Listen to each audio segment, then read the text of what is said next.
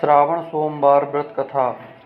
श्रावण सोमवार की कथा के अनुसार अमरपुर नगर में एक धनी व्यापारी रहता था। दूर दूर तक उसका व्यापार फैला हुआ था। नगर में उस व्यापारी का सभी लोग मान सम्मान करते थे। इतना सब कुछ होने पर भी वह व्यापारी अंतर्मन से बहुत दुखी था, क्योंकि उस व्यापारी का कोई पुत्र नहीं था। दिन रात उसे एक ही चिंता सताती रहती थी, उसकी मृत्यु के बाद उसके इतने बड़े व्यापार और धन संपत्ति को कौन संभालेगा। पुत्र पाने की इच्छा से वह व्यापारी प्रति सोमवार भगवान शिव की व्रत पूजा किया करता था। सायंकाल को व्यापारी शिव मंदिर में जाकर भगवान शिव के सामने घी का दीपक जलाया करता था। उस व्यापारी की भक्ति देखकर एक दिन माता पार्वती ने भगवान शिव से कहा, हे प्राणनाथ, यह व्यापारी आपका सच्चा भक्त है।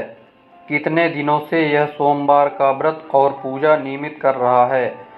भगवान आप इस व्यापारी की मनोकामना अवश्य पूर्ण करें। भगवान शिव ने मुस्कुराते हुए कहा, हे पार्वती, इस संसार में सबको उसके कर्म के अनुसार फल की प्राप्ति होती है। प्राणी जैसा कर्म करते हैं उन्हें वैसा ही फल प्राप्त होता है। इसके बावजूद पार्वती जी नहीं मानी।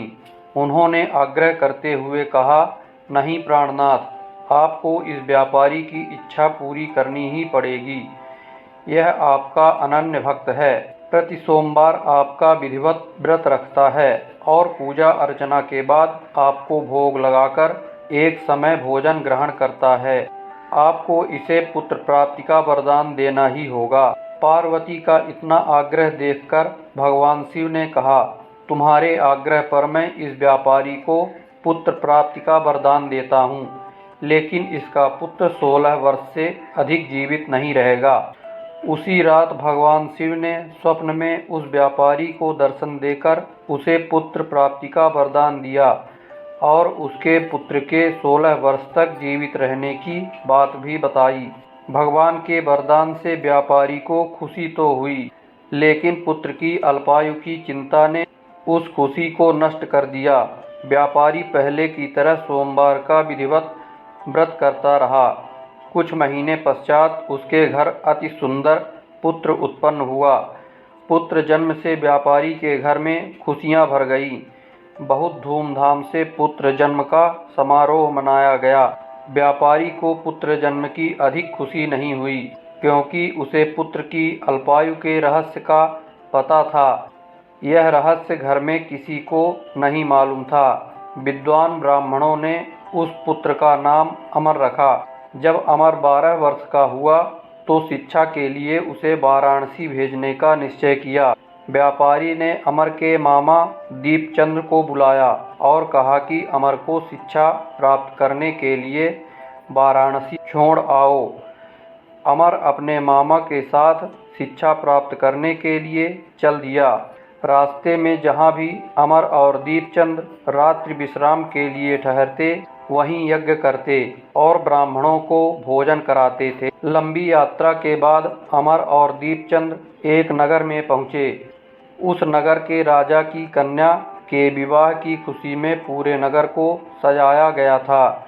निश्चित समय पर बारात आ गई, लेकिन वर का पिता अपने बेटे के एक आंख से काने होने के कारण बहुत चिंतित था। उसे इस बात का भय सता रहा था कि राजा को इस बात का पता चलने पर कहीं वह विवाह से इनकार न कर दे, इससे उसकी बदनामी होगी। वर के पिता ने अमर को देखा तो उसके मस्तिष्क में एक विचार आया। उसने सोचा, क्यों न इस लड़के को दूल्हा बनाकर राजकुमारी से विवाह करा दूं। विवाह के बाद इसको धन देकर विदा कर दूंगा और राजकुमारी को अपने नगर में ले जाऊंगा।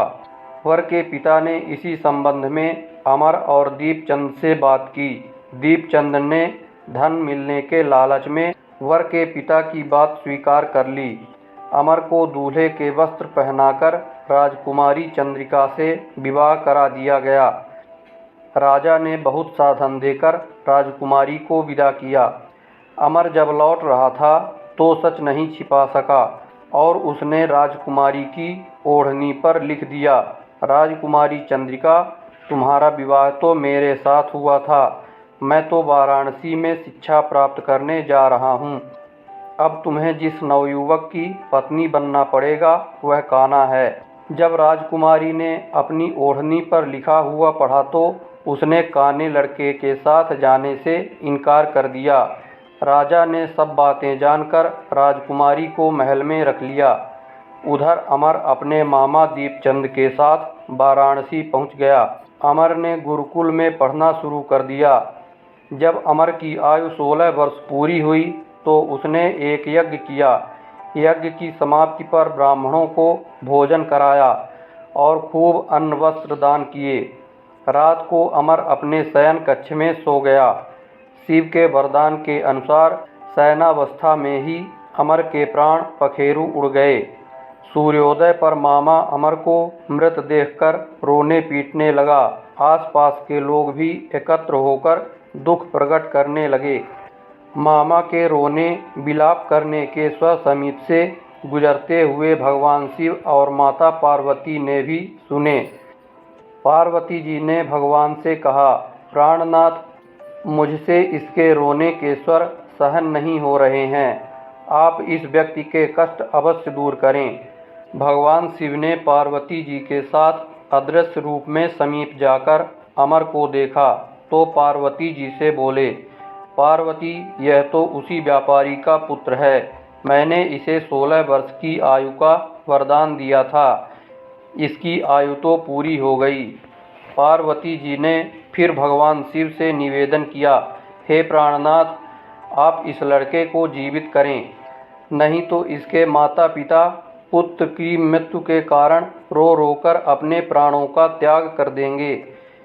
इस लड़के का पिता तो आपका परम भक्त है, वर्षों से सोमवार का व्रत करते हुए आपको भोग लगा रहा है। पार्वती के आग्रह करने पर भगवान शिव ने उस लड़के को जीवित होने का वरदान दिया और कुछ ही पल में वह जीवित होकर उठ बैठा। शिक्षा समाप्त करके अमर मामा के साथ अपने नगर की ओर चल दिया। दोनों चलते हुए उसी नगर में पहुँचे जहाँ अमर का विवाह हुआ था। उस नगर में भी अमर ने यज्ञ का आयोजन किया। समीप से गुजरते हुए नगर के राजा ने यज्ञ का आयोजन देखा। राजा ने अमर को तुरंत पहचान लिया। यज्ञ समाप्त होने पर राजा अमर और उसके मामा को महल में ले गया और कुछ दिन उन्हें महल में रखकर बहुत सा धन वस्त्र देकर राजकुमारी के साथ विदा किया। रास्ते में सुरक्षा के लिए राजा ने बहुत से सैनिकों को भी साथ भेजा। दीपचंद ने नगर में पहुंचते ही एक दूत को घर भेजकर अपने आगमन की सूचना भेजी। अपने बेटे अमर के जीवित वापस लौटने की सूचना से व्यापारी बहुत प्रसन्न हुआ। व्यापारी ने अपनी पत्नी के साथ स्वयं को एक कमरे में बंद कर रखा था। भूखे प्यासे रहकर व्यापारी और उसकी पत्नी बेटे की प्रतीक्षा कर रहे थे। उन्होंने प्रतिज्ञा कर रखी थी कि यदि उन्हें अपने बेटे की मृत्यु का समाचार मिला तो दोनों अपने प्राण त्याग देंगे। व्यापारी अपनी पत्नी और मित्रों के साथ नगर के द्वार पर पहुंचा। अपने बेटे के विवाह का समाचार सुनकर पुत्रवधू राजकुमारी चंद्रिका को देखकर उसकी खुशी का ठिकाना ना रहा। उसी रात भगवान शिव ने व्यापारी के स्वप्न में आकर कहा, हे श्रेष्ठी, मैंने तेरे सोमवार के व्रत करने और व्रत कथा सुनने से प्रसन्न होकर तेरे पुत्र को लंबी आयु प्रदान की है। व्यापारी बहुत प्रसन्न हुआ। सोमवार का व्रत करने से व्यापारी के घर में खुशियां लौट आईं। शास्त्रों में लिखा है कि जो स्त्री पुरुष सोमवार का विधिवत व्रत करते हैं और व्रत कथा सुनते हैं, उनकी सभी इच्छाएं पूरी होती हैं। इसी प्रकार की धार्मिक कथाएं सुनने के लिए हमारे चैनल को सब्सक्राइब करें और यह वीडियो लाइक करके अपने दोस्तों रिश्तेदारों को शेयर करें और कमेंट में ओम नमः शिवाय ज़रूर लिखें।